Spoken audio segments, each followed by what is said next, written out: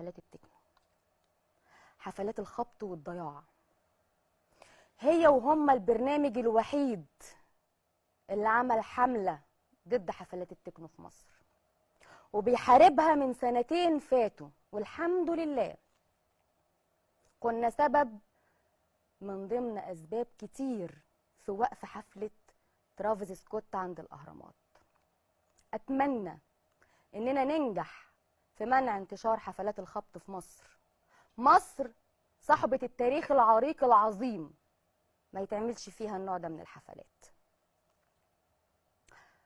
أنا فاكرة كويس قوي أول مرة اتكلمت فيها عن حفلات التكنو، لما شرحت إيه اللي بيحصل جوه الحفلة وإزاي الشباب والبنات بيعرضوا نفسهم للخطر.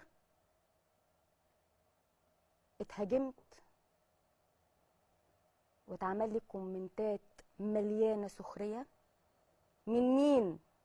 من الشباب اللي بتخبط، الشباب اللي ضيع نفسه، وده كان متوقع.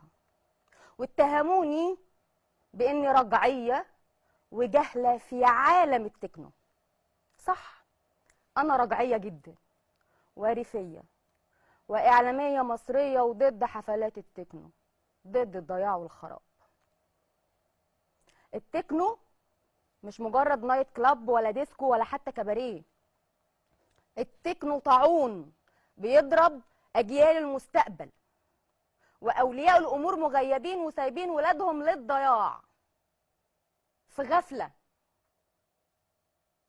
كل اولياء الامور بكل الثقافات بكل الطبقات الاجتماعيه لما بيسمع ان ابنه او بنته رايحه حفله بيبقى عادي، بنتي رايحه تتبسط. لا يا حبيبي، بنتك رايحه تخبط. تعالوا نشوف جزء من بعض الحفلات ونرجع نكمل كلامنا.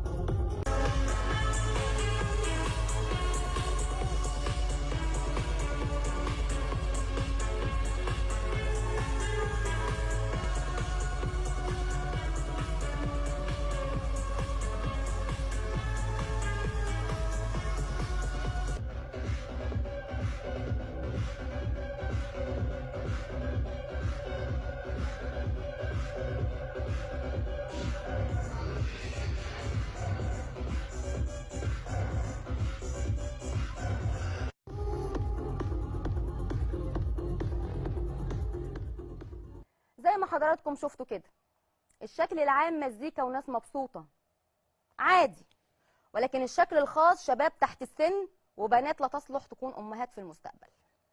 والحفله كلها عباره عن خبط وضياع، واظن شفتوا كده في الفيديو شكل الحبوب اللي بياخدوها. نخش بقى في لب الموضوع. في الاول وانا بهاجم الحفلات دي حسيت اني بنفخ في قربه مقطوعه وجالي احباط. محدش سمعني، محدش، بالعكس ده اللي بيخبطوا دخلوا هاجموني واعترضوا على كلامي. مرضى وليس على المريض حرج.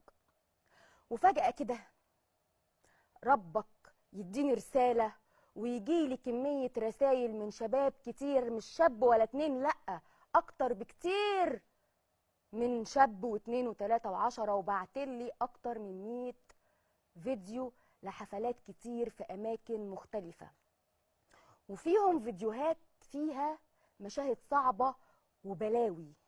عارفين يعني إيه كلمة بلاوي؟ لبناتنا وشبابنا أنا ما ينفعش أعرضها، ممنوع عرضها.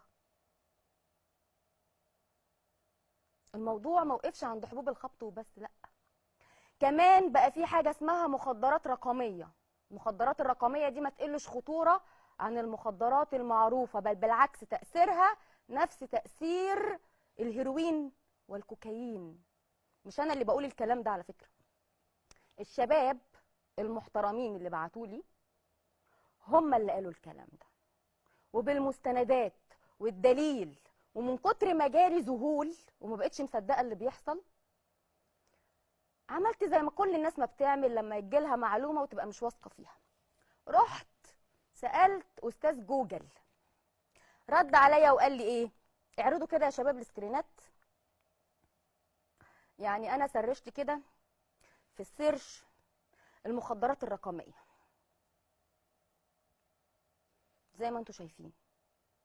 رد عليا قال لي ايه؟ والراجل المحترم اللي اسمه جوجل ده، اللي هو اساسا بتاع اللي ما يتسموش، قال ان المخدرات الرقميه هي عباره عن نغمات موسيقيه لما الانسان الطبيعي بيسمعها بيحصل بس ترددات معينه في الودن اليمين وترددات اقل في الودن الشمال.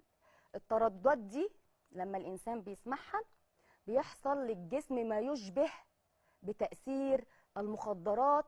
وزي ما قلت لكم حدد نوعين بس من المخدرات اللي هم الهيروين والكوكايين، اللي هم اخطر انواع المخدرات.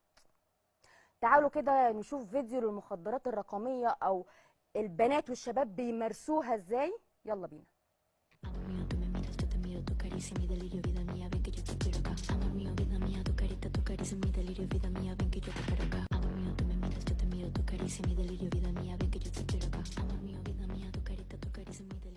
زي ما حضراتكم شايفين كده البنت واخده حبوب خبط وبتكمل الدماغ بالمزيكا التكنو المميته.